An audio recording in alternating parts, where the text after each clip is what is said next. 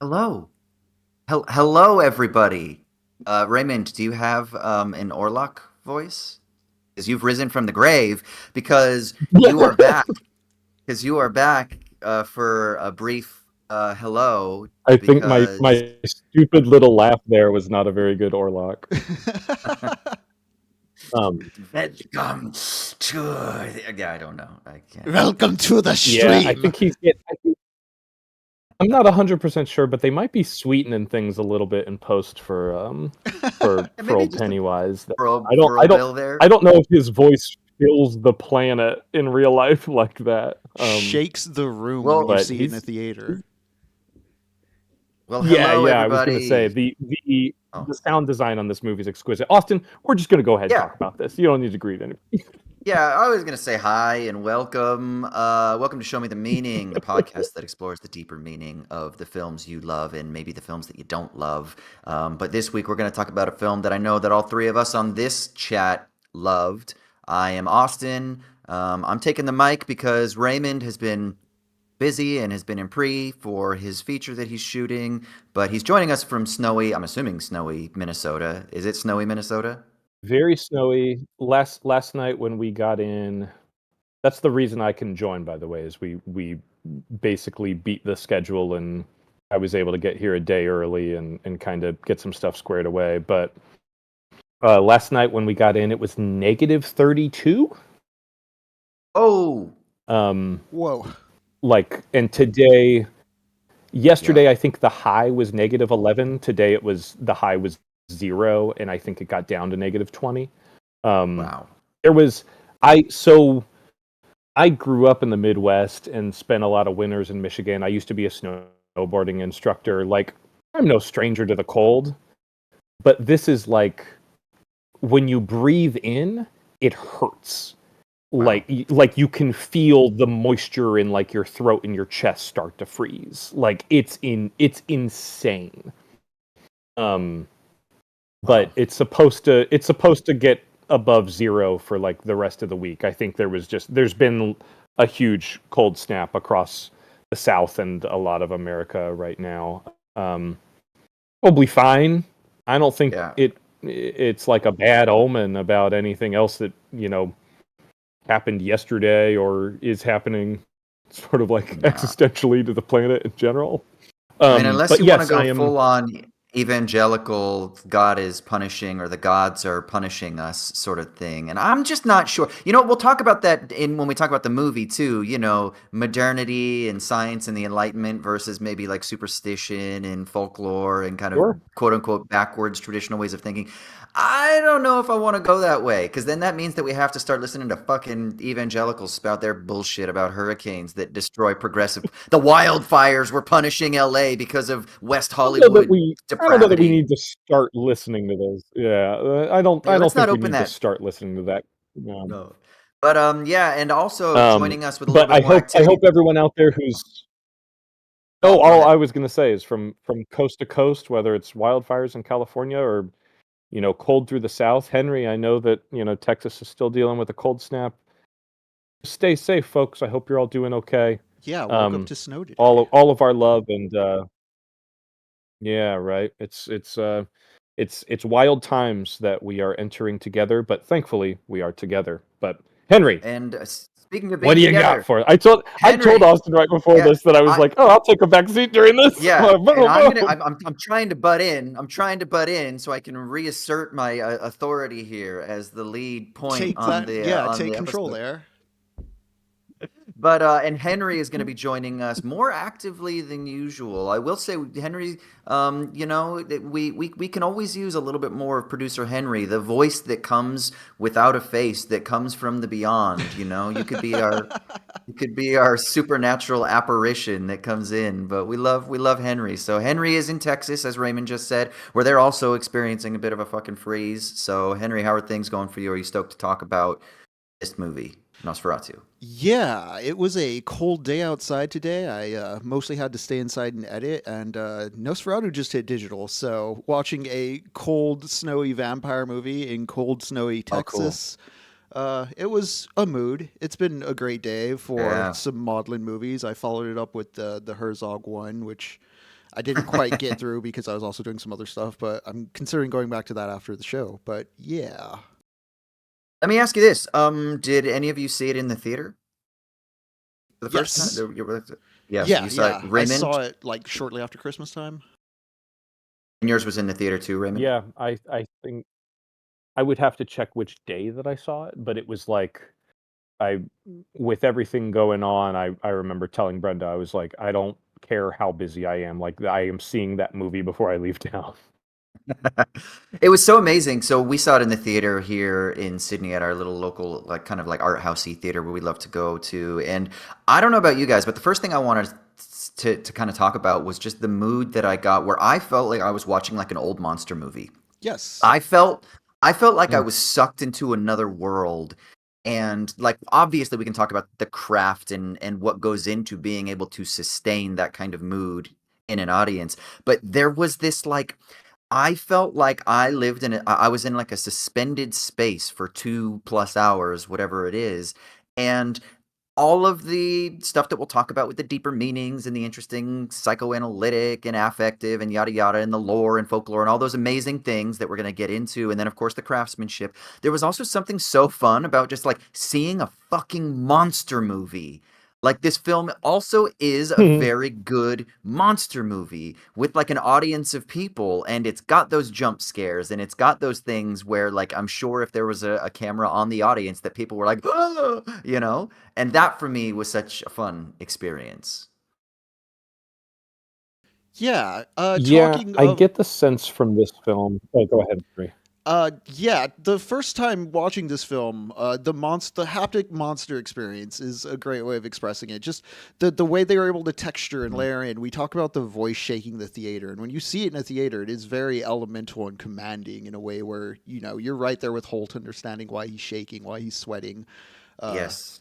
and just it is very classically monstrous with the use of the wolves, the use of the horses, the way the Mm. nighttime cinematography was lacking any reds or yellows. They were using special filters to get the nighttime light to look a special way, and it gives it a very blue nighttime instead of a very like Mm. I don't know. When you see people complaining about digital cinematography nowadays and things being too dark, they usually go to like very flatly shot nighttime scenes. So seeing this very luscious blue was a nice feel in a theater. You're there with that entrancing mood and that kind of when you're in a theater, you're in a big lithograph box with people, and so it feels magical. And seeing some of Yeah. that old timey kind of cinematography with the lens trickery adds to it so much. Agreed. Yeah, there's a little suggestion of the silent era when they used to um, tint entire scenes and stuff to kind of like they would code night scenes as blue and code cellars as green or certain rooms as like orange or sepia to convey warmth. What I was going to say, kind of dovetailing off of what y'all were talking about, um, in terms of there being sort of that old-fashioned quality to it, I think that's something that goes beyond the period aspect of the film, the design of the film, as it were. This is something maybe we'll crack open a little bit more later. I think Eggers really has. This is a movie that feels like he knows you've seen a lot of Dracula or vampire movies. Yeah. You may, Yeah. in fact, be familiar with Nosferatu. Um, and it really is a movie that, in my mind, kind of feels like it recognizes and in some ways embraces the sort of more ironic, audience members or sensibilities today. Um, I think watching this film, there's no doubt in my mind that Eggers is aware that like some of what Willem Dafoe and Aaron Taylor Johnson are doing is kind of old-fashioned and big in a very sort of goofy way. And I think it's one of those things where he's like, yeah, it might read goofy, but there's an elevated aspect to it. It does have that sort of throwback quality where performances were just bigger, back then, where people were a lot less restrained and naturalism Yeah. was And was far less and emphasized. and the story can hold that. That's the thing is Absolutely. one of my favorite directors That's that kind I've of the worked trick of with. the movie, is that it can Yeah, hold all those and energies, yeah. and I think personally that like the best performances are the ones that teeter right on that edge where they're just about to break what the script can hold. I think maybe we've talked about this before, but one of my favorite directors that I've worked with is a brilliant theater director from Australia. Her name's Anna Houston. And when we were in rehearsal for the last show that I was doing with her, that was one of the things she kept talking about was like, let's see what the script can hold. And I've never forgotten that because since then, I mean, I took it into a couple projects that I was directing, and there's something interesting about this script. You can see that Eggers is kind of like, guys, I get it, 2024, whatever it was, 2023 when they were filming it. Naturalism is all the rage in acting theory and acting performance, yada, yada, yada. There's an elevated aspect to this film, and I promise you, if it will hold, I promise you, like, I could just Kind of feel operatic. that and you could see that they gave into that and they tested that a little bit. And I mean, I'd love to see the other takes. Like I'm sure there are other takes that are like maybe a little bit more subdued and underplayed. But this film doesn't have a single moment where things are underplayed. Not to say that there aren't natural, true, beautiful, kind of like simple stated moments, but nothing is underplayed. And it works because the stakes, because the world, because everything is so elevated. And I think that's a really brilliant choice because I was sitting there even thinking that as I'm watching, especially Aaron Taylor Johnson, and I'm like, oh, he's doing a thing. Like he's the hand behind the Oh, yeah. back, and I was even thinking, I was like, was he consulting someone from that time period He's that you very hold your hand? saucy, yeah. Yeah, and I was like, there is And some something of really his line intentional. readings are very, "Damn it, man." You know? Um, Yeah, and I was I like, remember ooh, when yeah, stills for this film were first dripping out that, the project had been announced. I remember in a press release, there was a picture of Willem Dafoe with, like, a lantern or whatever and looking very, and the caption on the press release said, like, Willem Dafoe is playing a crazed vampire hunter in Robert Eggers' Nosferatu. And I remember there was a viral tweet that was like, you can just say Willem Dafoe's playing a vampire hunter. We know he'll be crazed. Like yeah, you don't hire Willem Dafoe to play a very sane and grounded vampire hunter. And I yeah. think in many ways, while Aaron Taylor Johnson and Willem Dafoe are really like really goosing it and are really kind of on the film's wavelength, I think in many ways, maybe this sounds weird to say, Lily Rose Depp in this I think is just a revelation. She's had a fairly prolific career for as young as she is. She's been good in other things before. But when I heard that she was cast in this, it was one of those things where I was like, has she ever done anything like that? It was one of those things where it's like, okay, that's kind of virgin territory for her. But I think in so many ways she is the key to not just the plot of the film, but the kind of like the tonal balance of the film. She's able to make all the different energies of the men around her. She's able to reconcile them with her performance. I think that's a very subtle and delicate art. Like she can play those big moments. She has a command and facility of the language, but there's also always just this like aching sincerity to what she's doing that I think brings the whole movie back down to earth, even when those guys are clearly like having fun twisting their mustaches. I find it very interesting, the language both were using in terms of the actors finding what's permissible in the performance and what can be captured in the movie without breaking it. Because so much of this movie, beyond just the performances, is about characters discovering the reality they exist in permits for the existence of a literal monster. Coming to terms with like their reality permits this thing to exist. This is an absurd, horrific, nonsensical thing, and yet it is here, and we have to deal with it. And it's kind of a cascading theme, both in like the macro level and the micro level of like characters coming to terms with the limits of their understandings, actors coming to terms with like where they can take their performances. Mm. kind of where this story can go without feeling like a betrayal to its source. Because one of the things I found on first watch was this felt very straightforward as far as adaptation goes. But I think it ultimately does become its own thing. So in what way I would was your first agree. Oh, impression that it was like a straightforward remake, and in what way do you see the kind of like uniquenesses that it's exploring in your rewatch of it? So it feels pretty straightforward in the sense that beat for beat, it's pretty much going through the same path as the original and the Herzog one. Uh, Ellen as like her own agent has been kind of an ambiguous question in all the adaptations. It's kind of what sets Nosferatu apart from Mm. Dracula.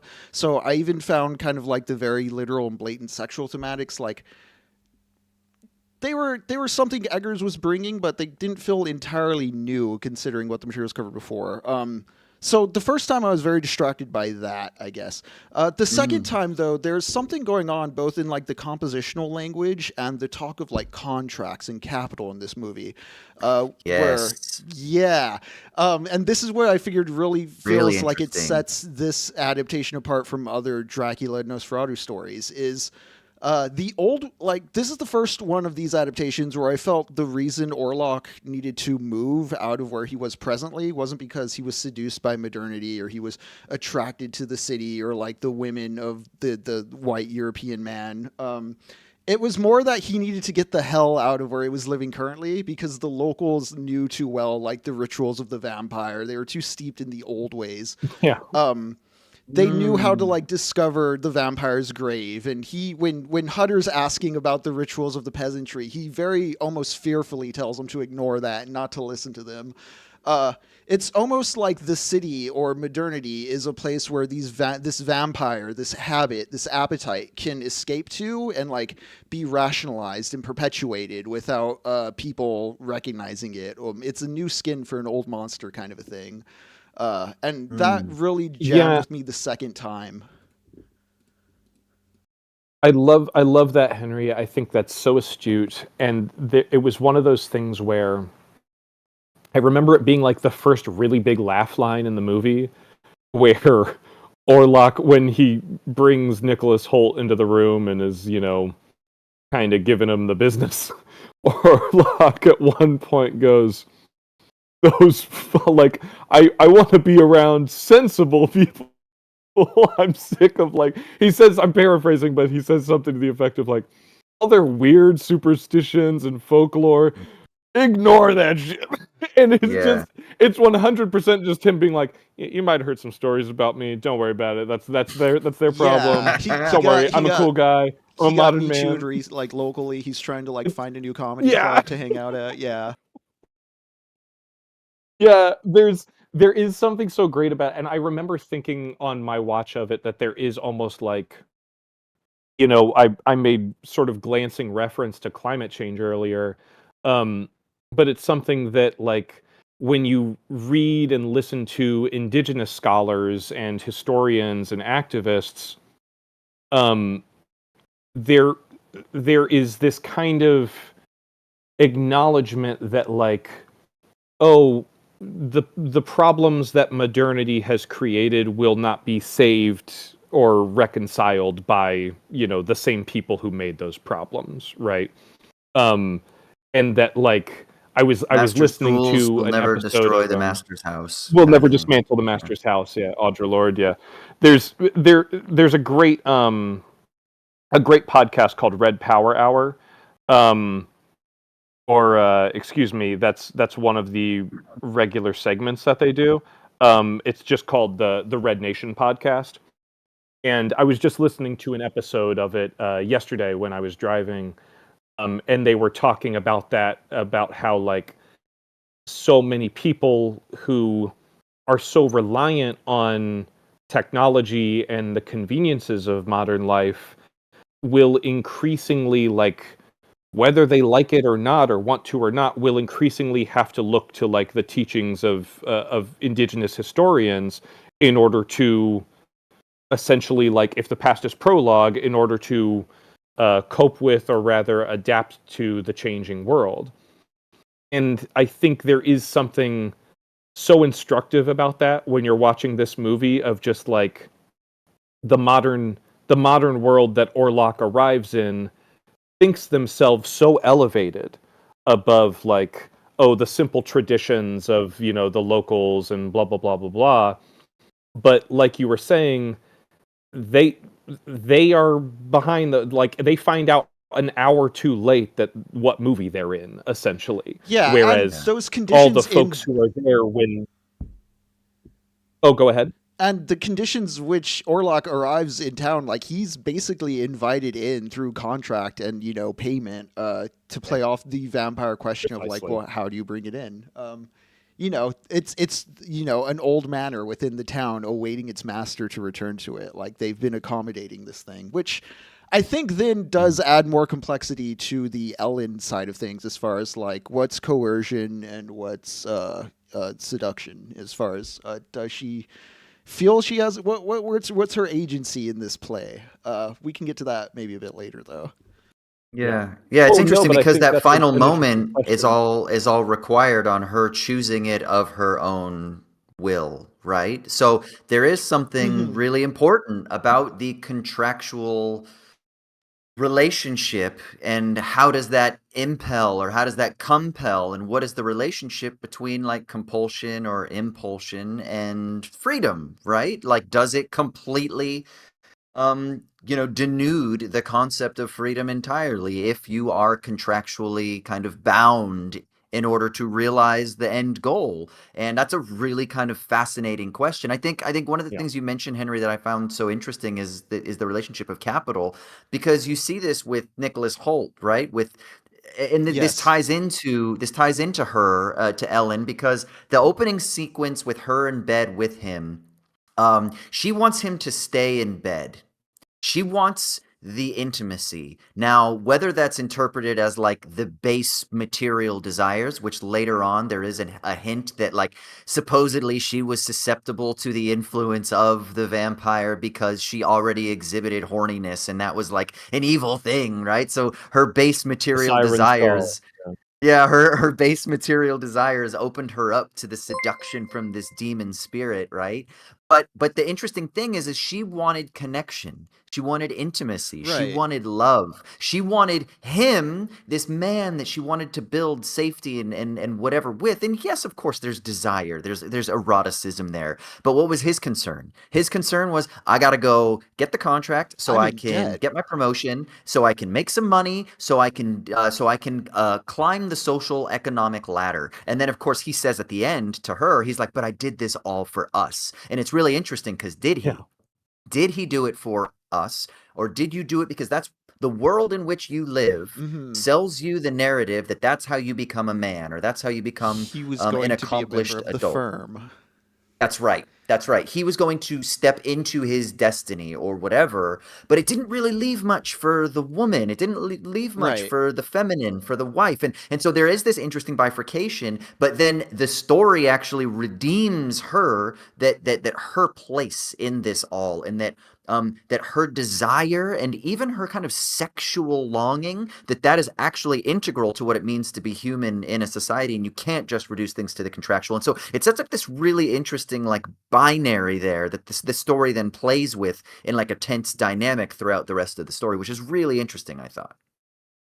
They're feathering completely different nests, and there is that element of, and I think it's why I think Henry's read on it is so instructive, that uh, contractually throughout the thing, playing with the language of modern society, the language of the sort of like modern capitalist structure that is emerging, sort of parallel to this story, and ultimately results in what you were kind of hinting at, Austin, is this notion of like, can you exercise free will under the coercion of, in this case, the thrall of the vampire, but more broadly, like a capitalist structure. Like Lily Rose Depp in this, Ellen is put into a position where like she does choose this, but it's also like Hobson's choice. There's not like a good outcome that she can like, no, I can walk away from this, or I can turn things around. Like she essentially chooses to sacrifice herself to protect, yes, her husband, but also more broadly, the implication is like, look, humanity cannot flourish in the shadow Yeah. of the vampire. Like, we cannot coexist with this, like, apex predator. That's what's really interesting is because here's the question. Is her agency, because I think her agency is different than her husband's agency. His agency is fully compelled by the societal, political, economic demands to become a made man, so to speak, right? And so he goes off to this 6-week journey and has to go slay the dragon so that he can kind of like, that's like the hero's journey that he thinks he's right on. up to the end, he's going to stake the vampire. That's, That's very right. phallocentric. Exactly. But her choice, it is a weighed and measured and agency driven choice where yes, there's compulsion in the sense that's like, well, you must do this in order to da da da da da. But she looks at that and says, that's okay. The sacrifice is worth it. So she actually then becomes the hero who does make the choice in the impossible scenario, which is true bravery, which is the true hero's journey that kind of like, pulls the rug out from the rest of the story because you think it's going somewhere else. And she actually then does have some level of choice, which is, I think, an interesting thing because then it causes us to rethink, like, well, but when are we ever free to make a choice? Is there such a thing as like libertarian free will where you are always able to make a choice without any sort of externally determining conditions? And I just don't believe that that's even, I think that's asking the wrong question. I just don't think libertarian free will even exists. So yeah, Henry, go ahead. I think less than like, because a lot of talk when the movie first came out was, the consent versus coercion of her choice. Is she being groomed, etc. And I think there's something to be said more at looking at the way she's felt shame for her sexuality and how that's been repressed and kind of swept under the rug and associated with bad things in a way where, like, it doesn't even have to be that, like, there's, like, a sexual attraction to a creature like the vampire. It's just like, oh, I've tucked all my sexual feelings down in that dark place where vampires also dwell. Through not sorting those things out and being able to separate them, that's wherein the mess occurs. So before you're even, vocalizing a choice, there's something knotted deeper within the psyche. And I think this movie actually walks that line very well, where even if you see her making a choice and you can say she has agency, there's a question of like what society has coerced her into believing is acceptable and permissible and what she should be doing. Because I don't know, at the end of the movie, I don't see as heroic. You still have a dead woman at the end. It is a horrific ending to a horror movie. But yeah, that way it walks that line as far as like making you wonder about the agency of the character. Very good. There's this interesting thing Orlok says at one intersection. point. He says, I am appetite. And it's like she's talking about love, and yes, there's this like sexual magnet or let's say polarity between the two of them. And you're absolutely right. And I know, Raymond, I'll flip this over to you in a second too, that where there's something about like in 19th century, kind of Protestant Christian Germany, if you have certain sexual desires, you have to repress them. And if they express themselves in certain ways, you're a deviant or an hysterical or something like that. And you can see that they're trying to kind of like couch her in those ways when she starts having her fits and spasms. Throw a corset on her, tie her to the bed. Keep the corset on. Yeah. So you see that. But the interesting thing is because Orlok is appetite, when she makes that decision at the end, it's almost like she, one, allows herself to fully give in to her sexual desire and her capacity to like actually long, like, and you never know, is she under his spell? But when she turns to her husband at one point and she's like, you could never satisfy me the way that he does. There's something in that where she's got an animality, whereas he, because he's so like, I'm just going to become businessman. Like, yeah, he doesn't have that passion anymore. He doesn't have that longing. He doesn't have that capacity to just ravage, his partner because it's, bourgeois respectability is the most important thing. And, but then when she gives in, the way that she defeats Orlok, but also she has to die, and this is why Nosferatu is a Western, is because the man of violence cannot exist. Because her chaos and her passion, her lust cannot exist, it cannot persist within respectable society. So she has to give in to the quote violence. It's not the violence, it's the lust, it's the chaos, it's the excess. She has to give into it, and she does it because she knows that pure appetite can only consume and can only take and take and take and take and take without boundaries. And she's able to be like, then feed off of me because I too can give, but I can give more. It's Orlok's weapon and his weakness. I think that ties it all together. Henry, I really liked what you said about the repression of sexuality existing in the same sort of mental space as monsters. That there is essentially like this intersection buried deep in the recesses of her mind. Like it's an intersection with no streetlights. Like there's stuff that's just bound to collide in there. And I think that this is something that's like, this happens so often on this podcast, I feel, where there are things that seem so obvious that they're almost not worth saying, but then people always get mad at us in the comments and go, why did you bring that up? Blah, blah, blah, blah. But like, it all just comes back to that notion of like, yeah, Lily Rose Depp recognizes what field this guy is really playing on. That, you know, all of the contracts and shit like that, it legitimizes him.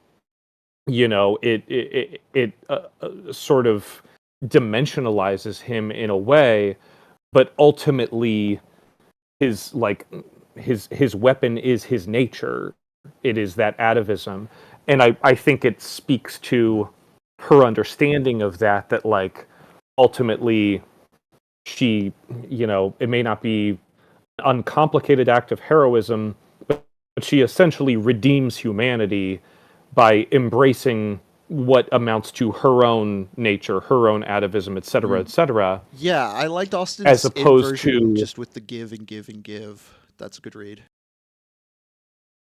Yeah, precisely. And like, as opposed to fucking Nicholas Hoult, who thinks he's really got it going on. He's a real dandy, and he's their top guy, and he's, you know, but like, it's one of the next really funny parts of the movie is that when he gets to Orlok's castle and he signs the fucking contract that Orlok puts in front of him, Orlok goes, it's written in a different language. Don't worry about it. here's the basic. Yeah, here's a heavy gist. sack of I'll gold. just tell you Don't what it's mind about. the words. And rather than Nicholas Hoult listening to the thing that is instilling that fear and panic and anxiety in him, he abides by what he believes to be the rules of the game, the power of the pen. I you know, I take a man at his word. I look him in the eye and I shake him by the hand, and that is what contracts are made of. And it's also just the one of those things seduction where, like, of the money makes it so that maybe he quiets this still voice inside of wisdom, but you know? But that is ultimately the thing of like, this is a movie that at the end of the day, the conflict derives from someone ignoring his natural instincts to fucking run. Repression. And it is ultimately resolved by a woman essentially saying like, no, this is our, if this nature exists in him, then there is an equal and opposite nature in us that it is preying on. I will give him what he wants if it gets us free of this, you know, us in the broader sense, if it gets us free of this terror. Yeah, it's interesting. I think we could even dig one layer down to what kind of that conversation, what both of you guys are saying. And I wonder, and I do think this, I think that there's a way for us to look historically at folklore and mythology and religion and spirituality as being expressions of our deep repressed psychical fears, anxieties, tensions, et cetera, et cetera, et cetera. So it's almost like, I think Henry, and correct me if I'm wrong, and I think this is what you were saying, but it's something like you said that like her deepest desires also kind of latch on to the place where monsters live. And I think we can even make a stronger case and say, actually, it's our deepest desires that create the monsters. Yeah, when he And- says, I am an appetite, it feels like a cumulative statement. all He's them. speaking for like the sins of the whole race there. Like the Yes. whole thing has been built to accommodate him. He's the top of the food chain. this is why I think like it's a totally different film. But Cabin in the Woods I think is such an interesting film because to me the thing that film really articulates is how like beneath the surface are all of the monsters, and we got to keep them beneath the surface, but they're all there and they're human. They're you are all those fucking monsters. They're like does a fucking blood sucking like we all know the sort of like inspirations historically of vampires, the Elizabeth Bathory's and the Vlad the Impalers and all of the fucking, vampire panic shit and stuff like that. Like Elizabeth Bathory was probably demonized because she was a woman and it was a political strategy to be like, oh, she bathes in the blood of virgins so that she can stay young forever. It's just a witch hunt, right? Like that's probably what that whole critique was. Although I love me a good Elizabeth Bathory story. Love it, love it, love it. But it was probably there are also some people who went missing. Yeah. Well, but again, it was political, right? So it was like a conflict between these different kingdoms, right? And then, of course, people take it and then they ramp up the stories. Just like Vlad the Impaler really did fucking impale lots of people. But like, there's a sense in which maybe they were tapping into what we would now call the monstrosity of the human. Yeah. But then they get inflated and then they escalate, and over time then it turns into the vampire, the werewolf, the whatever. I think you can pretty much trace that line through the history of a lot of vampire folklore. Is like there's a lot of innuendo Yes. for making fun of like the landed gentry and the ruling class and just like human Yes. greed. Before we get too far along, Dude Abides did give us a super chat asking who can make the best possessed face. Oh. Well, Henry, I think Henry can. Unfortunately, he's off. Henry, he's off do it. Do I got it? I can pull my face up on a three split real quick. Good. You two have to go as well if we do this. Sure, let's go for it. We have to do sound effects and everything too. Hello. I say we all do it at the same time. We all do like a 1, 2, 3, and just the first thing that comes into our hearts, we just fucking express it. Just a moment. The Discord cam needs some adjusting, but we will have it in a moment.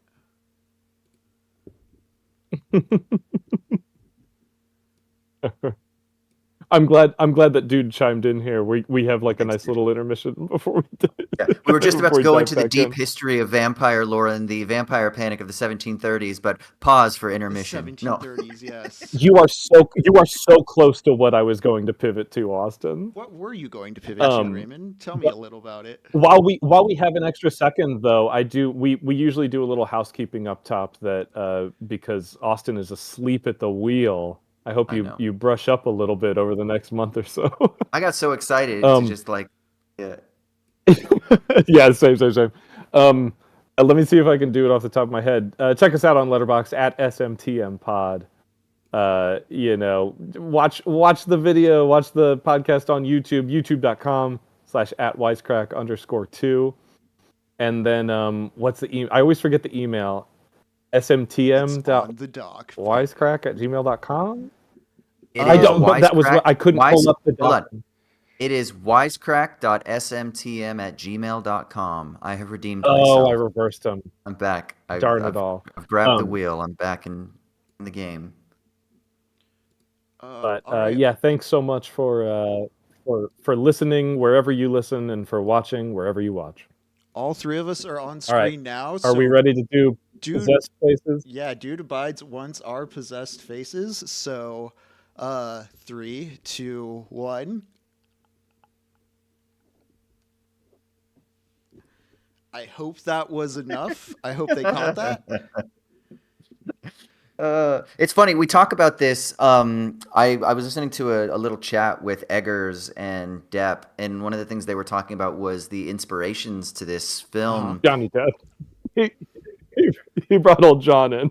Yeah, old Johnny came back.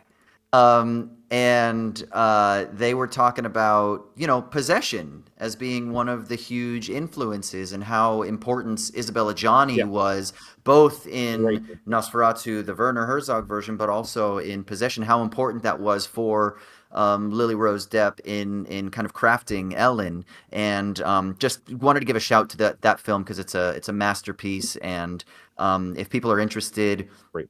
not only Possession, but The Devil was another one, and not The Devils, the Ken Russell film, Okay, I was but about to ask. no, and oh, what's the other one? Oh God, what's it called? Hold I on, I'm gonna get it right now I because I do have just had one it. to mention if it's not the one you're thinking of, but I'll let you squirm a little longer.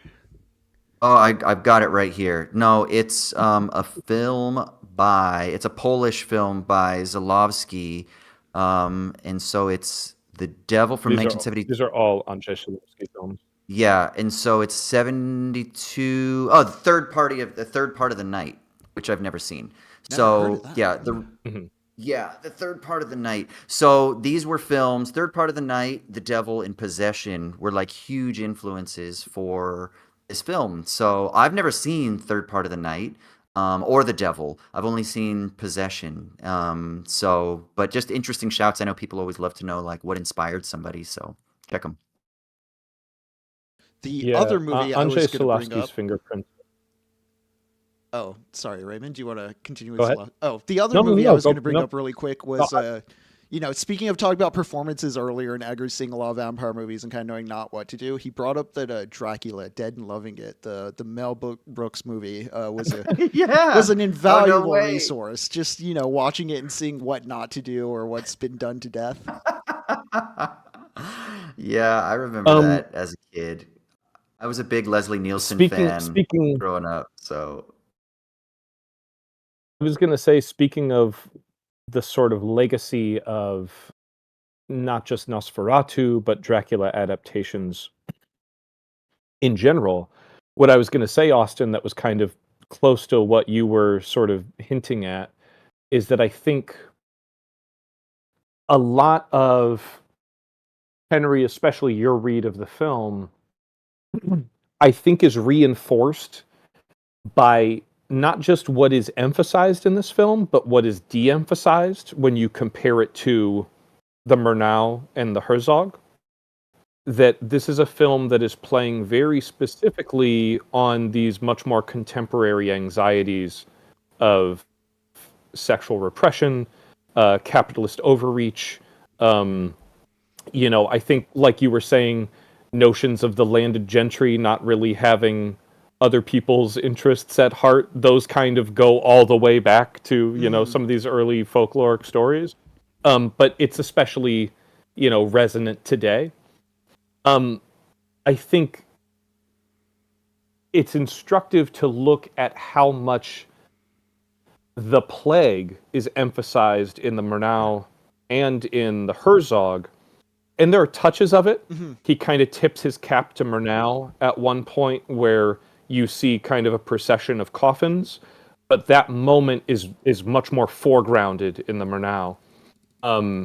One of the most iconic sequences in the Herzog film, that even folks who haven't seen the movie might know about this, that like they brought in like 1,000 live rats and just released them on the streets, and they're like crawling over people, crawling over the set, crawling over the plates of food in front of them as they're trying to have this like austere The sort dance of, macabre. painterly dinner. Exactly.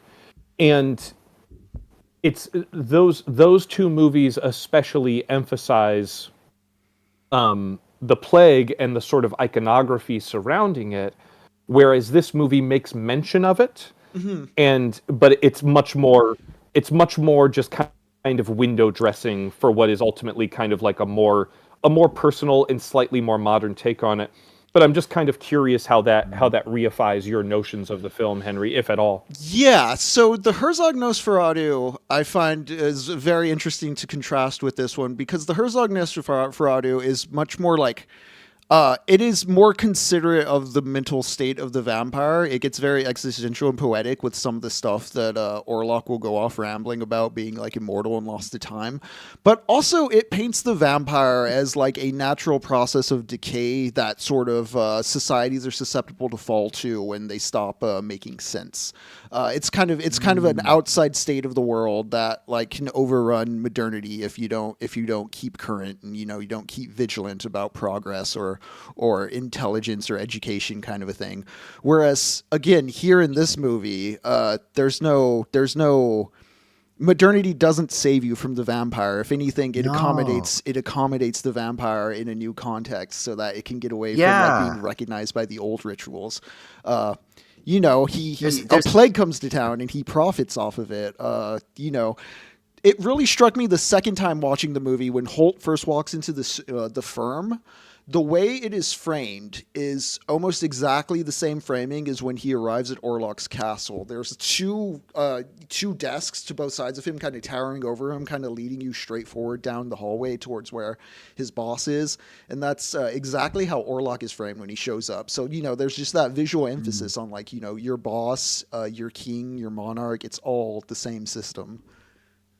It's interesting. I almost wonder. I came away from this film with this profound sense that it was actually speaking about the weakness of what is sometimes referred to as like the disenchantment narrative. And so Max Weber kind of famously discusses this idea of the disenchantment of society via modernity. Modernity comes in, and rationalism and science and the Enlightenment, et cetera, come in, and we no longer believe in superstitions and religion, yada, yada.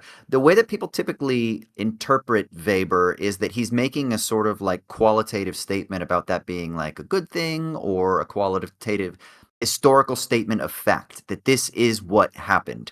I think there's a better reading of that. The philosopher Marcus Gabriel actually talks about this in his book Fields of Sense, and he talks about how what actually we should understand Weber is saying is that the self-justification for how it is that we find our place in the world used to be one that saw the world through a lens of enchantment, spirits and fairies and sprites and yada, yada, yada, yada. But now we self-valorize, or we self-justify, we kind of self-delude ourselves through a new imaginary, which is this new myth. But it's still a myth. It's still a meaning-making activity, but it's one that is reduced to calculation. It's one where everything is reduced to number. It's one where things are reduced to knowledge and scientia and things like that, right? In the form of scientific method, right?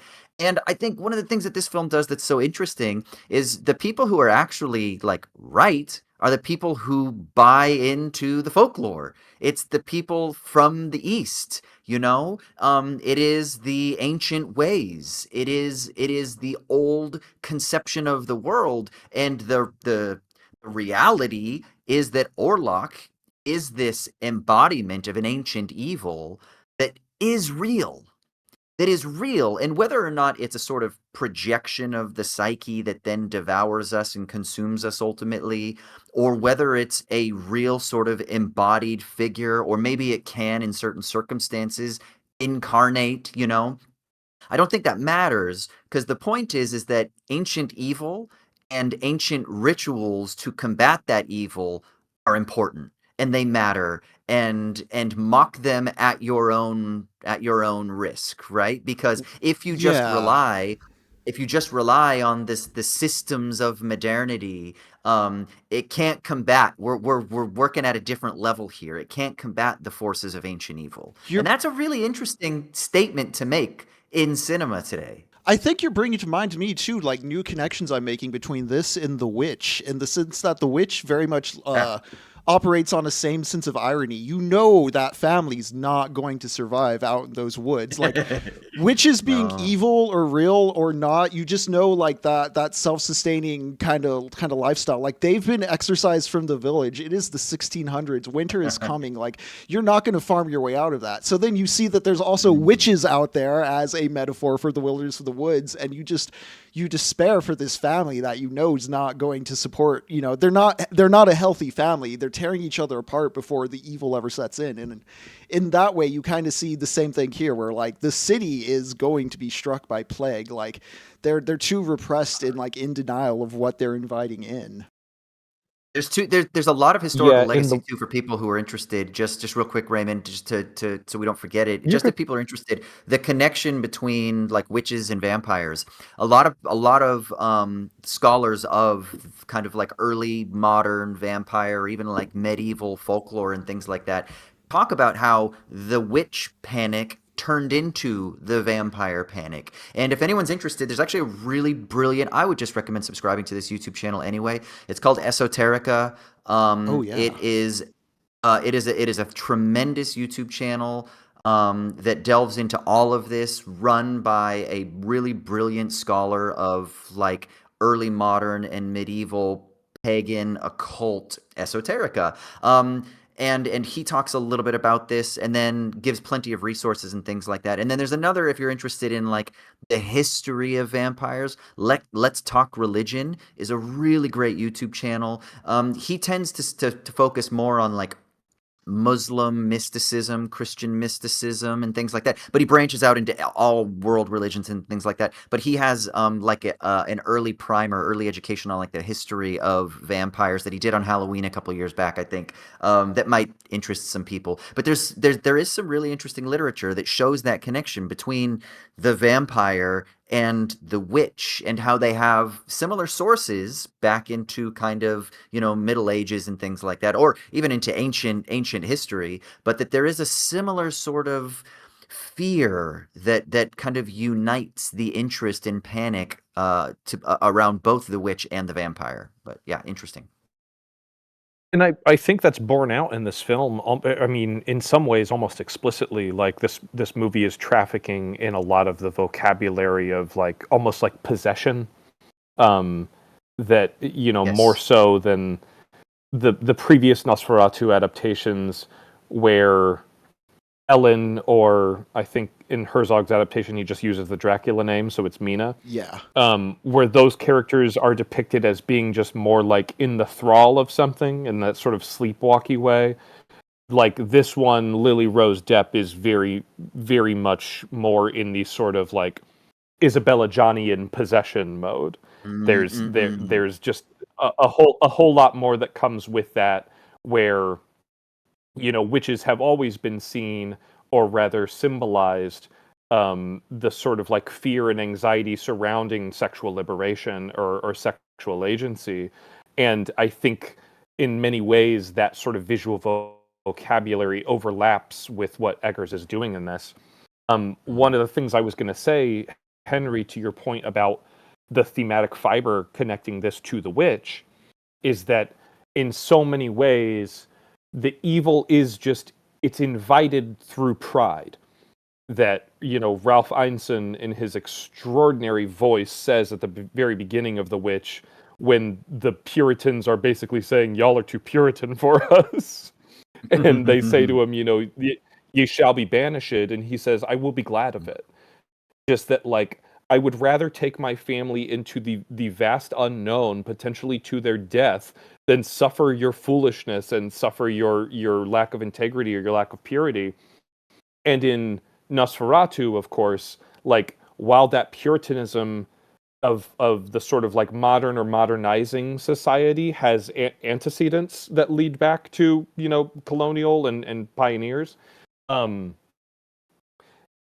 Nosferatu, it's still proceeding from that pride of like you were saying, when you've come this far, you have a tendency to think there is no further to go.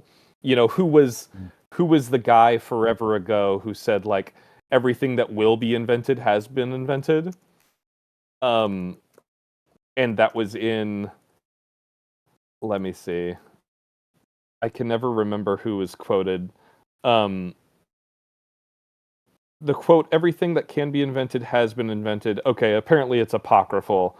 Or at least that's what the internet told me in 5 seconds of searching.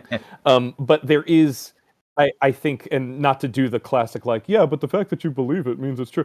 But there is a certain logic to that sort of ideation, that notion that like, well, look at what we are capable of as a species, as a civilization.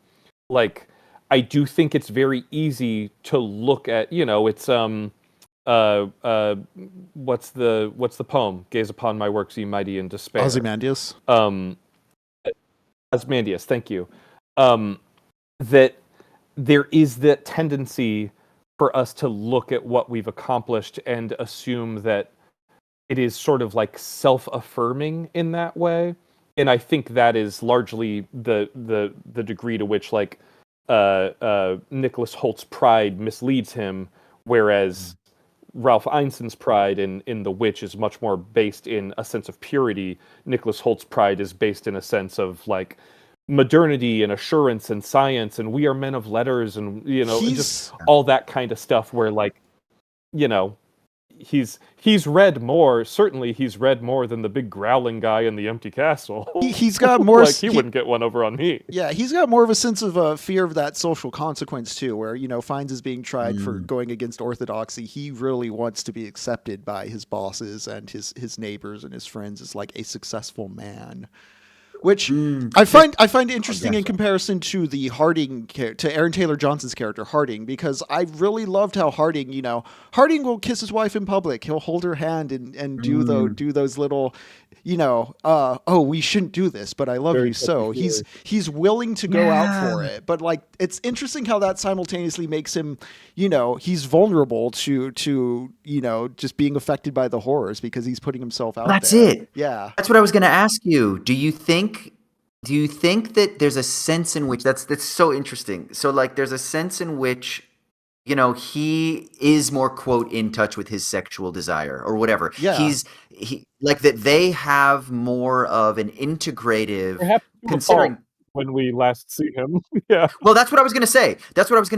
So like the appearance is that there's like an immunity that they have, but actually she's the one who's susceptible, right? She's the one who first, because she's also kind of like, no, like we're in public or whatever. And he's like, I don't care, and you almost wonder, what if like both of them were like, yeah, fuck it, let's just show our raw sexual energy in public. Fuck bourgeois respectability, like would they have been immune from the dark, possibility of possession by the influence? And then of course, like Raymond said, it all comes tumbling down once she's lost, because then his object of desire is lost. Right. So he engages in some necrophilia because he's got to get I did want to talk about that because that was an interesting moment, I thought. But yeah, Henry, what do you think? Do you like, is there something you think there? It's like I do think in some way it puts them on the radar to be within like the gaze of the vampire, because they're so expressive of an appetite he's representative of. I do wonder if I'm reading into that, or if there's also, to a degree, if it was because they're friends with Ellen, it was kind of like there was a silent resentment there. I don't know if that might be me reading too much into it, or might be why they in particular are targets of the vampire when he goes on his whole 3-night streak. Also, I mean, Ellen was just like there at their house as well, though. So I do kind of like going with the interpretation that his expression of sexuality is both, it's a strength of character, but it also does, make him a bright spot on like the vampire radar. I think there's also that thing of like, as artists, I'm sure we all encounter this to some extent, where you're like, well, there are two different kinds of decisions that you make when you're making a movie. One is like, oh, this is thematic and subtextual, and we're doing this, that, and the other. And then the other one is just like the literal base representation of like what is happening and why, like that the characters are, because like no one in this movie is thinking to themselves like, oh, it's kind of strange that big boy in the castle is sort of like a metaphor for our lurking desires and blah, blah, blah. Like, they're just sort of contending with the material harm of vampire is loose in the city.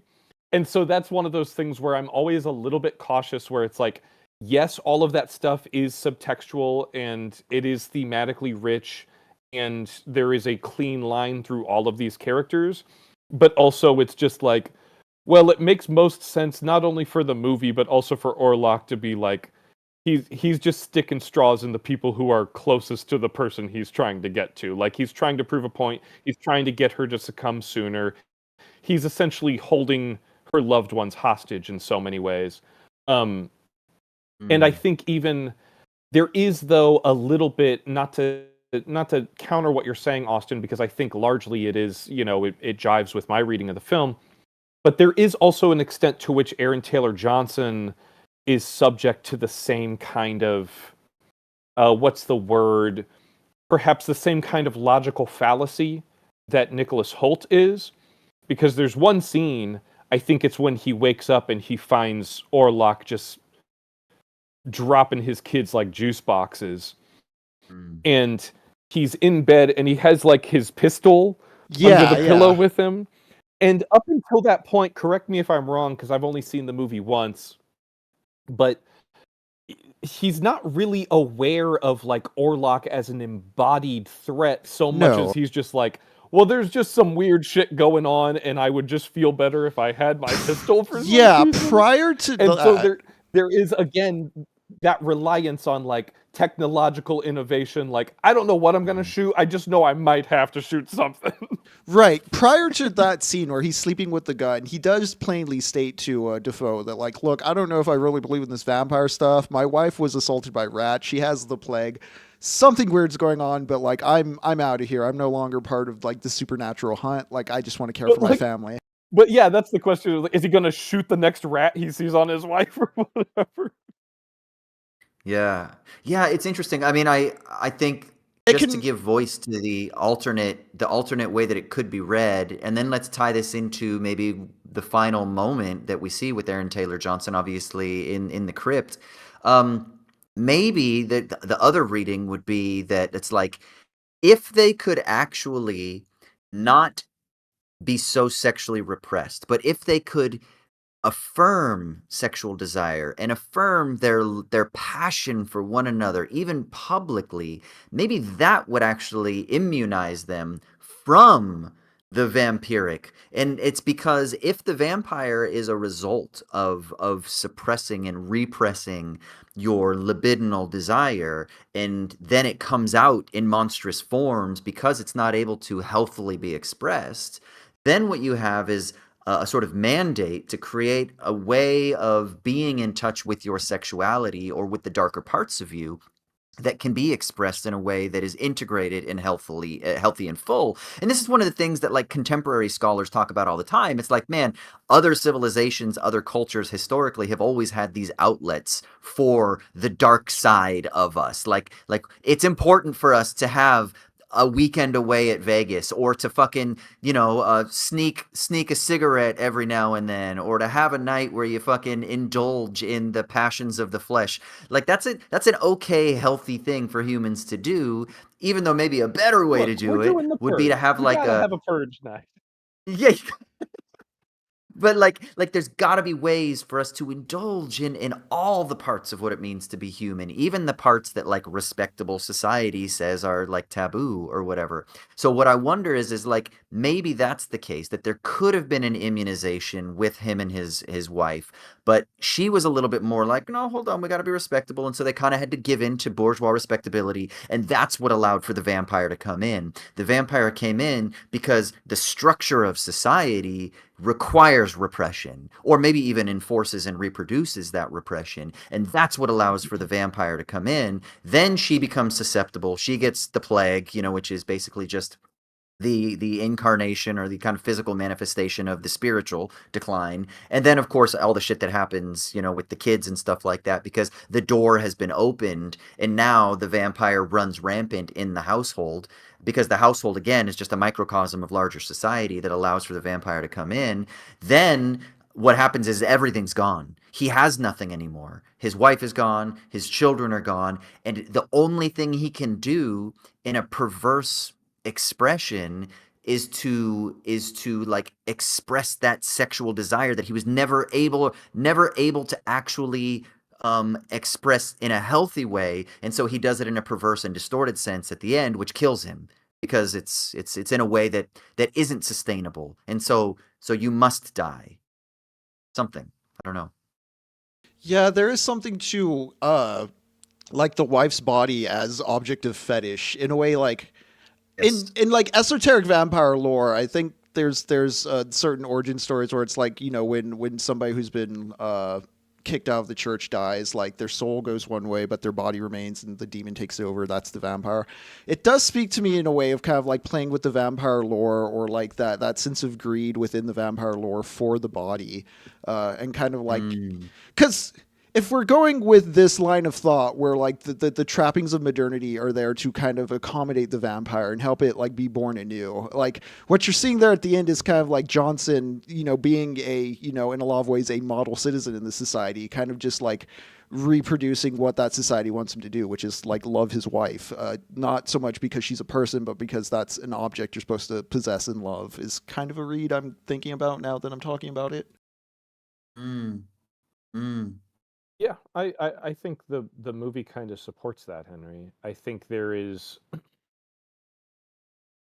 what's the Groucho Marx thing when he was what was the the show that he used to host where he's interviewing a couple and they say like, oh, we have like 9 kids or whatever. He goes, oh, you got 9 kids, it's crazy. Yeah, it's on And the tip of my the tongue. I husband know goes, what you're talking well, like, about.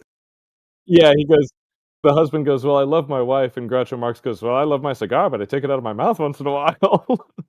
um, the there is that sense That's throughout this good. film of like, is this a marriage that is like, are they actually a healthier couple because they're so open about their lust and their infatuation with each other, or is that like a stage of where their relationship is and they cling to or stoke that aspect of it because there's like otherwise they don't have a whole lot with which they Mm. connect. Yeah, is it like a And conspicuous There is I that think conjunction or that there is that performance thing?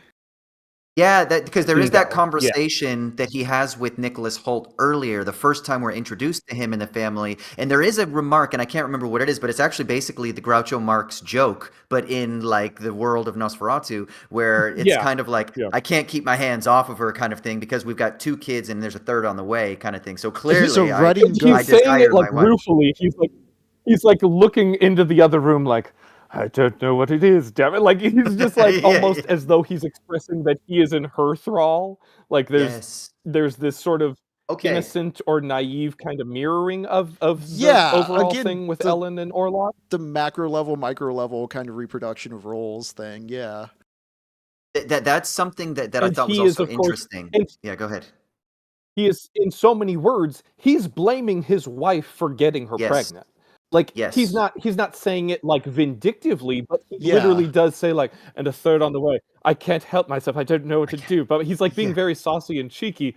But there is like you do have some agency here, man, and it kind of sounds like you're treating your wife like a fucking broodmare. But no, so there. Okay, this is actually I think a really interesting psychoanalytic point. We've talked about it before, and it kind of inverts the narrative about how we typically understand the male gaze in cinema, and it's cribbed from everyone's favorite philosopher Slavoj Žižek, right?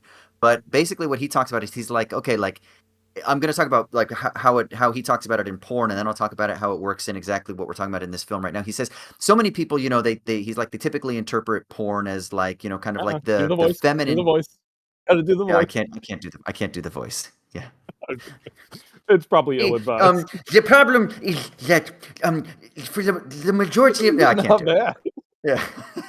You got to do a few more coke sniffs, but But so it's that like in porn now it's typically viewed as that the feminine object is the object of desire, and she's being mastered simply by the male who wants to just consume and use as the object, right? And he says, but actually, he's like, if you look at the majority of porn, the woman is the one who is enjoying. The man is not the one who's really enjoying. She's the one who's enjoying, and she's the one whose power, like, actually pulls you in. You are objectified as you imagine yourself in the thralls of being the source of her enjoyment. So you're actually the one who's kind of like subdued and enthralled by her enjoyment. So then that you, as the observer, as the spectator of the pornographic video activity, view, gaze, story, whatever it is, you're the one that's being subsumed under the gaze of those eyes that are coming back at you, or that look that's coming back at you. And I think this film does something interesting in that as well, because we know so much. I mean, like the history of like vampire stories is not separable from like psychosexual investigation, right? There's something clearly there, right? And this goes back to kind of even like ancient, conceptions of witchery and also vampire crazes and shit like that. There's something about sexuality because of because of these myths emerging in the context of like a religious Western world. Or even let's say the conflicts between the emerging Western modernizing world, and it's running up against the Ottoman Empire and Eastern folklore in Eastern Europe and things like that, right? So there's something about like sexual desire and sexual perversion that are so integral to these myths. And I think one of the things that this film does is it could even do another inversion. And I'm trying to think how much it holds. It could make the inversion that is the Zizekian inversion, where in this film, actually, the ones with agency are the feminine, right? And we think that it's Orlok, and we think, but even Orlok is seduced by he can't control himself because of Ellen. Ellen is the powerful one. We think Orlok's powerful, but he's not really. The only reason he's powerful is because Western capitalist society is too masculine. It needs to be more feminine. And Ellen is the test case of that. And we think that Aaron Taylor Johnson and Nicholas Hoult, we think that they're the ones who are driving the story forward. But really, they're being compelled by these things outside of them because they're actually weak. Whereas the feminine is the one that is able to actually be the object because it's the one that is like, no, I set the terrain and I'm the one that's able to actually sustain. And it can't survive because it has to sacrifice itself. But in its sacrificing of itself, if we were to take the right lesson, we would rebuild a society that was more, quote, feminized. Not feminized in the way that like fucking culture wars today try to talk about that stupid shit. I'm talking about like a true conception of what it is that she's expressing in terms of being a giver and wanting intimacy and wanting connection and less about feminizing society and more about creating a sense of equity or parity where exactly, yeah. folks have a Decentralizing sort of like mutual influence. Yeah, and in the context of Yeah, this the sort of story, gaze. it is in the form of the feminine. But yeah, there's something interesting in that, and I think that's kind of doing a Zizekian thing with sexual agency. Yeah. It is funny that you bring up Zizek because he's like famously quoted as talking about how like all sex is masturbatory. Yeah. Or maybe I'm like Butlerizing No, no. that or whatever.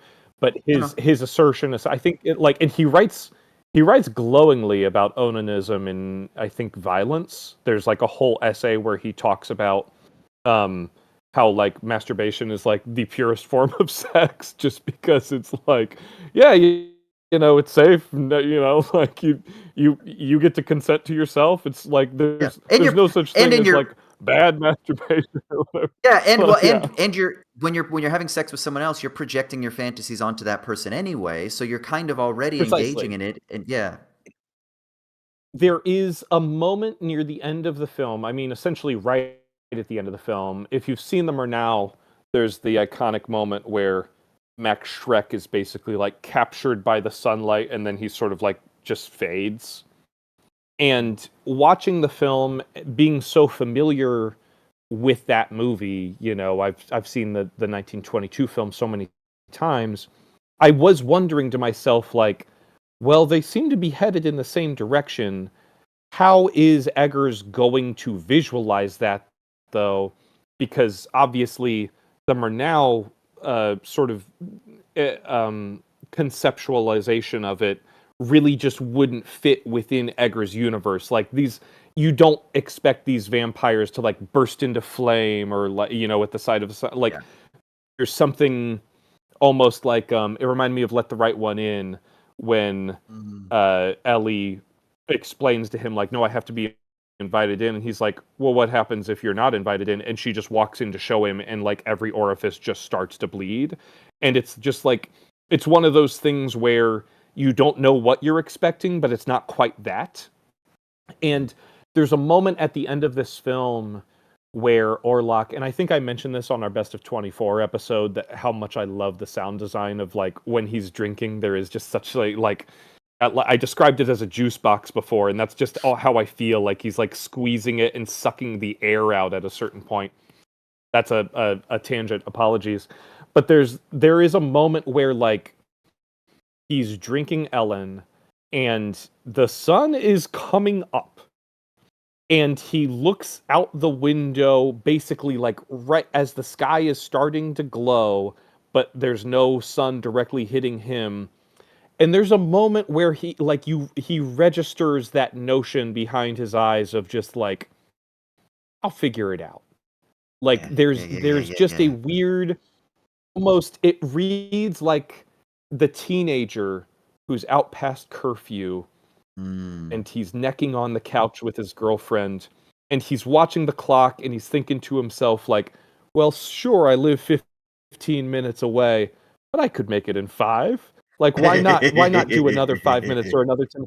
There's just this kind of weird wishful thinking that, like, he's the only person in the movie who really knows the rules of the movie, and yet at the end of the film he is still just kind of like, once again, pride before the fall. He, like, his nature has availed him thus far for hundreds of years, quite possibly, that, like, even in this moment, as he is affecting his nature to its fullest potential, or at least its fullest expression, he is looking out the window and doing the calculations in his head, and like, well, I know I'm the only one here who knows the rules of me, and even I am kind of like, Dude, maybe sometimes there's a little wiggle room. sometimes the juice is just too fucking good. You're willing to die for it. Okay, like this It's the is squeeze, man. it is sometimes like you are like, I'm gonna get in so much trouble, but fuck it. You know what? I can't not. Yeah. And I think that's what's so The interesting is the sun yeah. coming up is the cell phone vibrating for the third time. His parents wondering where he is. So, I'll get to it. Sorry to Does cut you it? off. I know I will worry about the consequences later. That's kind of the thing because it's Exactly. that And good. that and Which yeah. and that oh, I was just gonna say that is the definition of unsafe or reckless sex, of just like, fuck it, forget about it, like, you know, it'll be fine, like, you know, like, quite literally we see on his face that he's like, I will pull out at the last possible second, like, that's Yes. essentially what's going through his Yeah. mind of like, Yeah. Oh, in there's a chat door pointing right out. there, right before the sun hits me, I will just tuck behind that door, and I guess I'll just stay there all day Yeah. where the sun Yeah. can't Right. reach me. Yeah. Well, and Oh, real and quick, I just wanted to say, wait, real quick, Henry, just real quick Mhm. to add to something you said, Raymond. You said that it's like unsafe sex. I would say unsafe desire. Like unsafe desire is desire that is like, well, consequences be damned. This is good. And this is one of the problems with like Well, pleasure seeking and just extreme hedonism in societies that are constructed like, interestingly enough, Western capitalist society that are constructed on pleasure being the kind of measure of goodness or happiness or joy or whatever. Because if it's unchecked, then you basically are accomplishment. saying consequences be damned. And unchecked pleasure has no compassion. It has no concern for the other. It has no wisdom. It doesn't listen to the inner voice, etc., etc., etc., etc. And that's one of the things that if this film does have cautionary elements to it, that's one of the cautionary elements that I think is really interesting. Go ahead, Henry. Sorry. Oh yeah, I was Henry, just you bringing wanted up. to throw to the Oh, in chat? chat was bringing up that Ellen redirects his attention back to her as he's looking up towards the sun, Yes. and it is such an easy push to get him to come back and So stay good. because Great you know he's that appetite. That's it. He's that appetite, 100%. and she is that good, and that's the whole point. Is and then of course her. This goes back to what we talked about earlier. Her knowledge, her wisdom, smarter than everybody else in the film, save maybe Willem Dafoe, who is with her in it. But I want to talk about him in a second because I think there's something interesting just about him, just to note. But is that Well, again, he she's the one he who knows. intellectualizes things in the way that she feels things, And that's her superpower. Her superpower is that she can Yeah. feel it and she can embody it and she can live She it, intuits, and whereas and she Willem can Dafoe intellectualizes. and she can give endless. She can give more than Orlok is able to take, and that's what's really cool. That's why she's able to quote win. But yeah, that's yeah.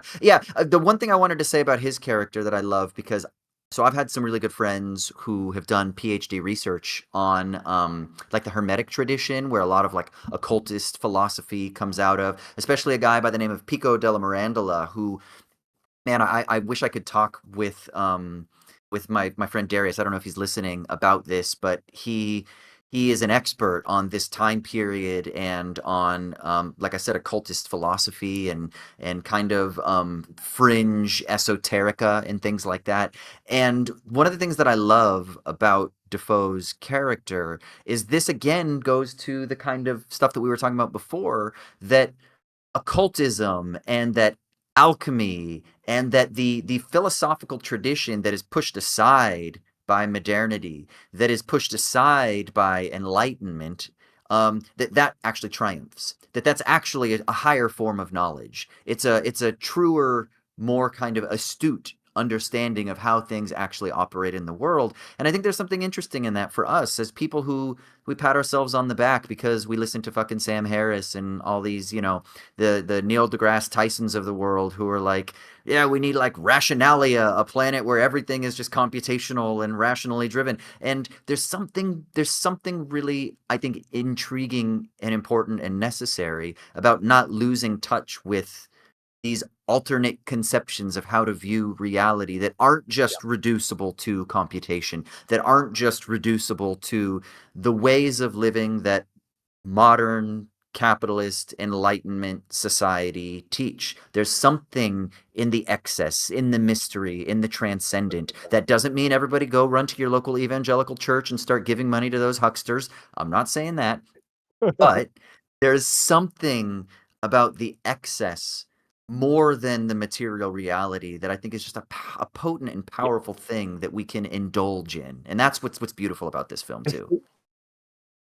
I think there is absolutely a beauty and a certain grace to that. That there's always, I always think of that. I don't know if this is a quote, if it's attributed to anyone, or if it's just one of those things that sort of floats around. Is like, if you are a spiritual or religious person, you believe in miracles. If you are an atheist, you believe in one miracle.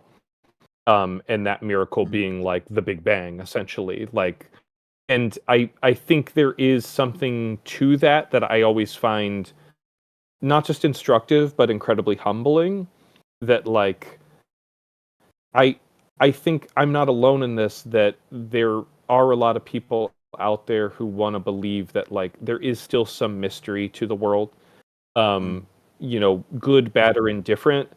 And I think like that's you see it every once in a while. Like every time they trot out one of these new UFO clips or whatever. Like in my opinion, those are obviously just experimental aircraft that the military is developing and that are super secret and under top security clearance. That's why all of the videos happen to take place right around Air Force bases and Navy bases and shit. But anytime those videos come out and people sort of flock to them, like I think it's totally reasonable for people to be like, God, it is cool to think that we're not alone. It is cool to think that there Yeah. may still be some mystery out there, even if it presents a certain threat, because within that threat exists the possibility that we could unify to combat it or at least withstand it. I think that feeling, that compulsion goes back beyond recorded history. Like it's something instinctual. It's something that's like ingrained in us.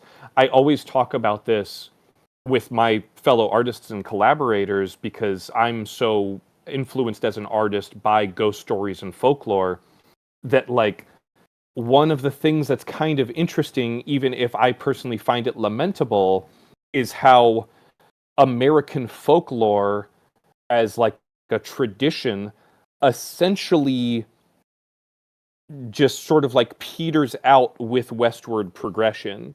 That like the sort of realization of, I don't like this term, but the colonial term of manifest destiny essentially intersects like cleanly enough with technological progression that like this rich history of colonial folklore that exists in New England, like if you go on a ghost tour or a cemetery tour in Massachusetts, it's so rich with so many different stories.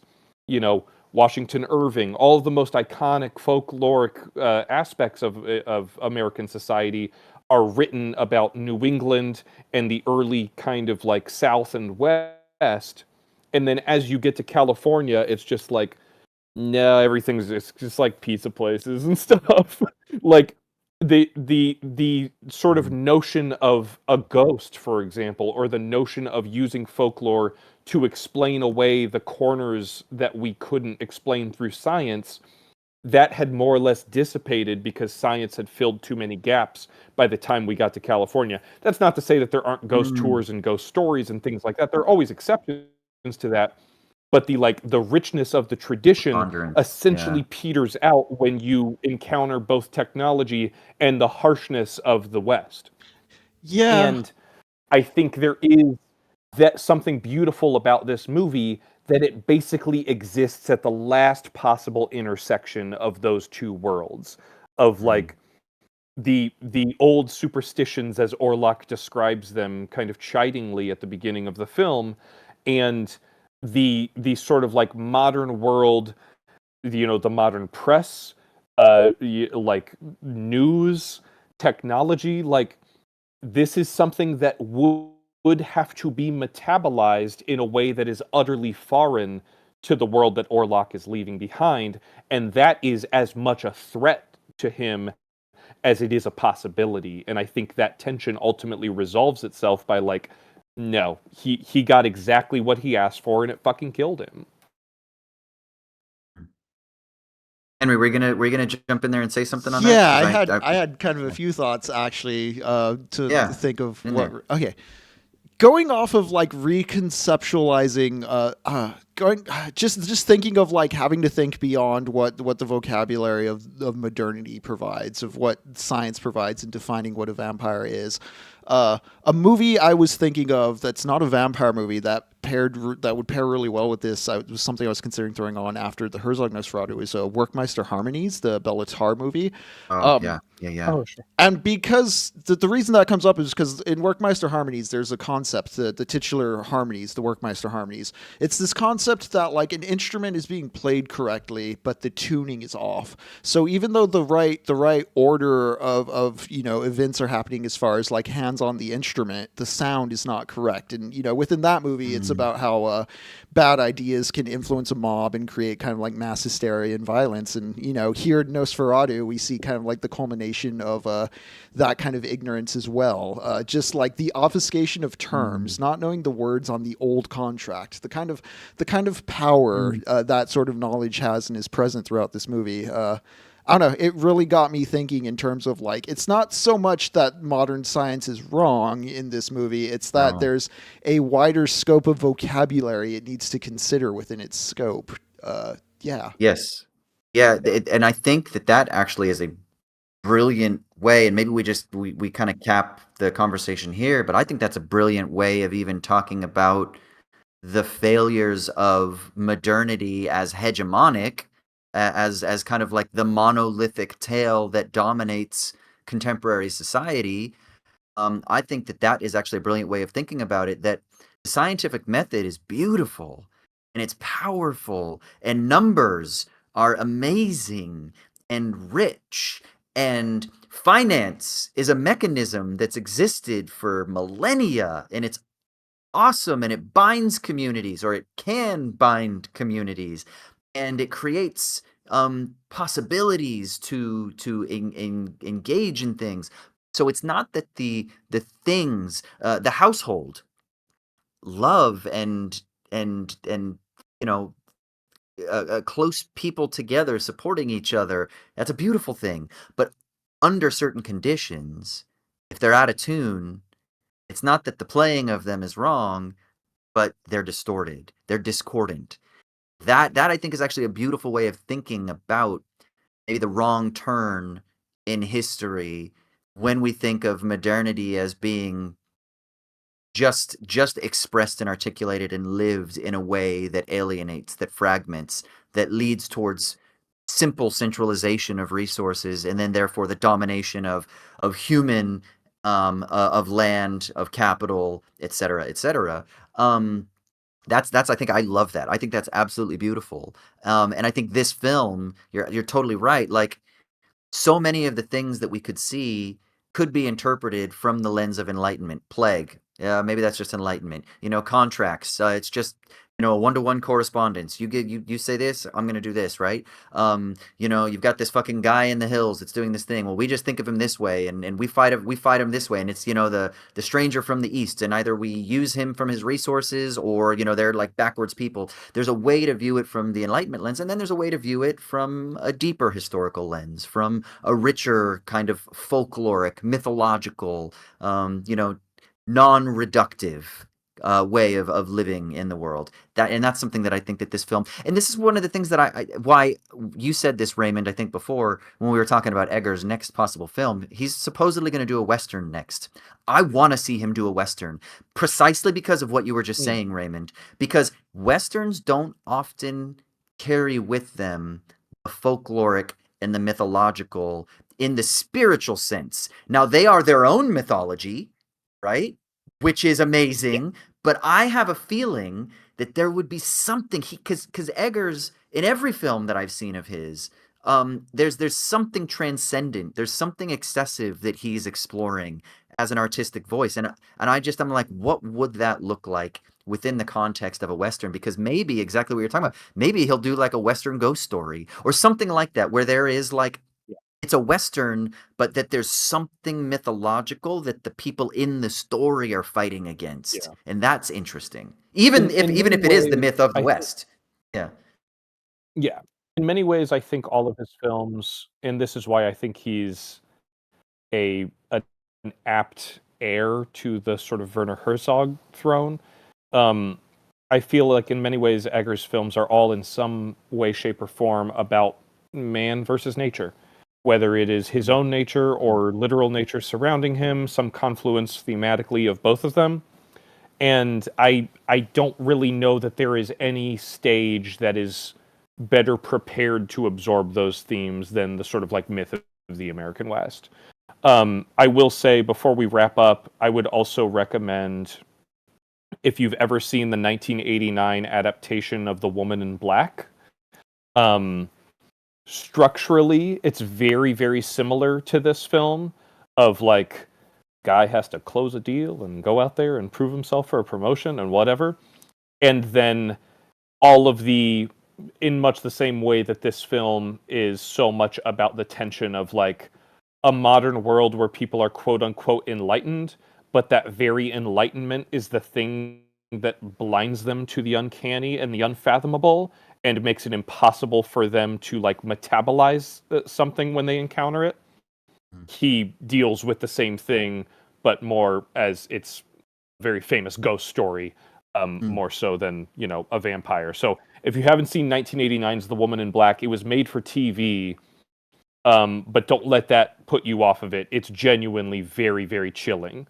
Is it like a BBC so I highly production? recommend that one. And then, yeah, they used to do.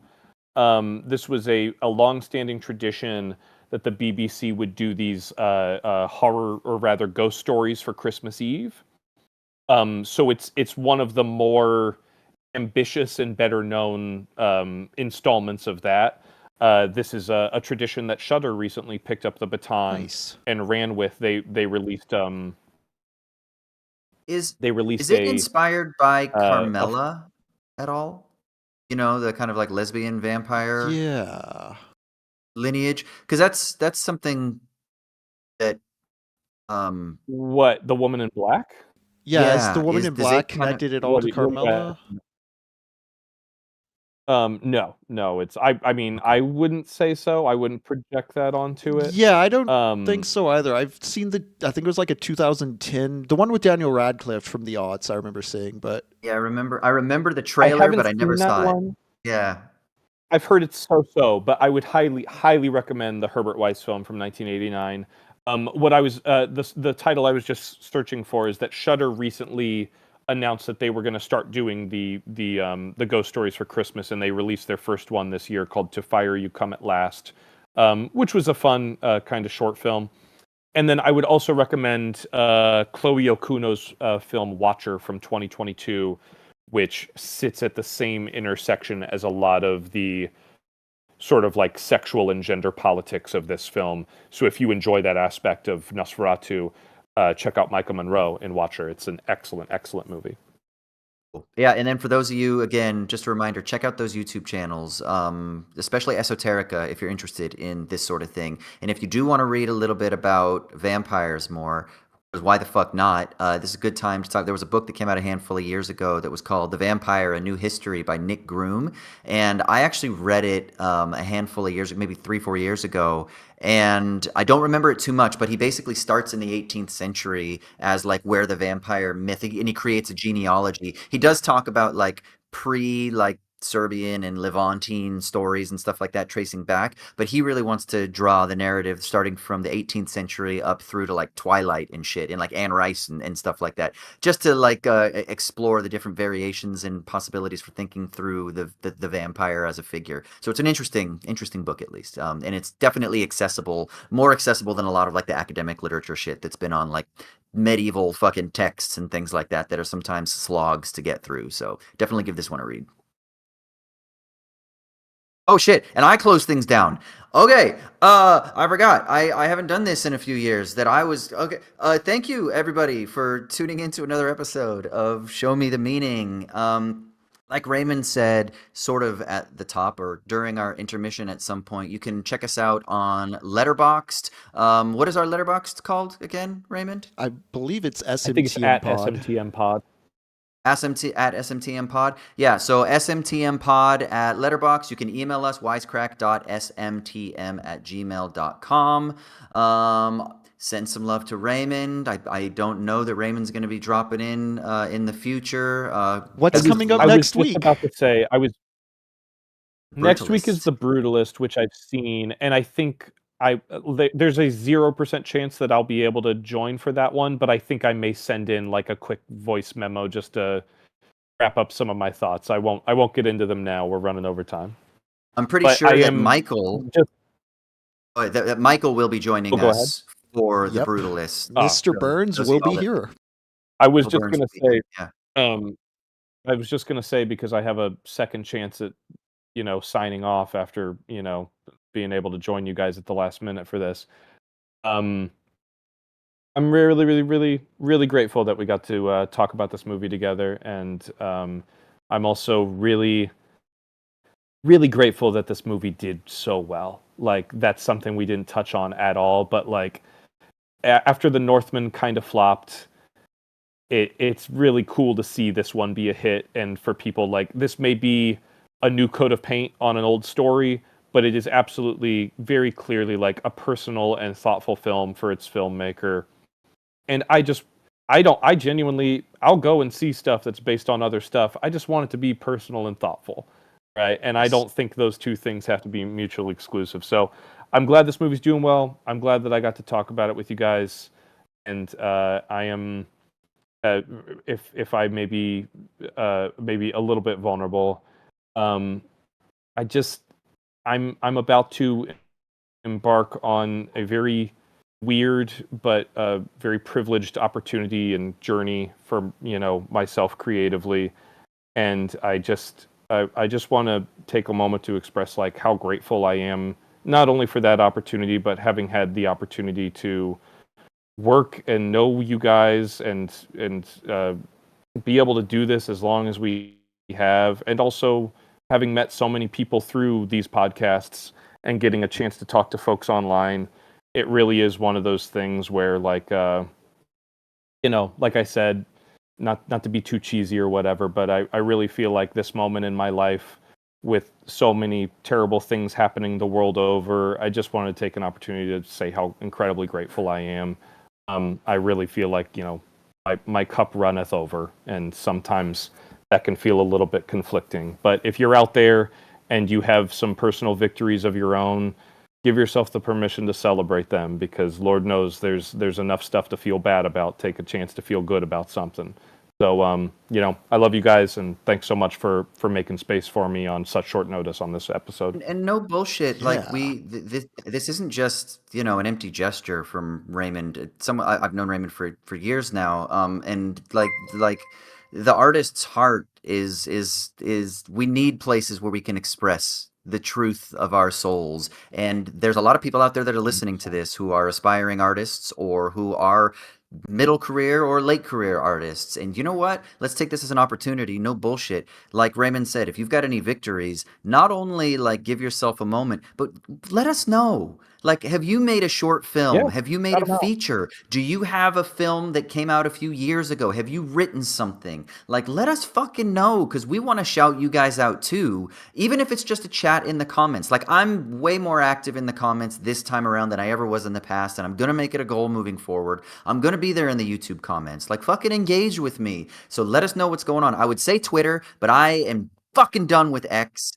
I am done.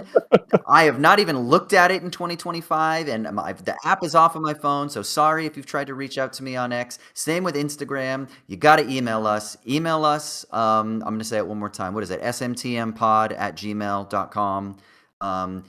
Wisecrack.smtmpod@gmail.com. So send us an email, comment down below, let us know what's going on, and also keep letting us know what you want us to talk about. Next week, we're talking about The Brutalist, which apparently they use some fucking Gen AI in The Brutalist, and so I don't know if we're going to talk about that, but there's a little bit of controversy going around with The Brutalist, but probably the best picture front runner. We're going to talk about The Brutalist, but let us know what also you want us to cover moving forward. I think we've got some interesting films coming up over the next couple of months here. We haven't nailed the entire schedule down, but we still want to hear from you. So fucking reach out to us. Let us know your thoughts. What do you love about vampires? Favorite vampire story, vampire folklore, any recommendations, any references, etc. etc. We love you. We're out of here. Henry, do you want to say goodbye and give us the last Yeah, note? we got one last super chat on our way out. One more possession face. So we can count that down, give our face, and I will just cut the show to end. So 3, 2, 1. All right. See y'all next Raymond's week. possessed by a happy demon. Later. Later.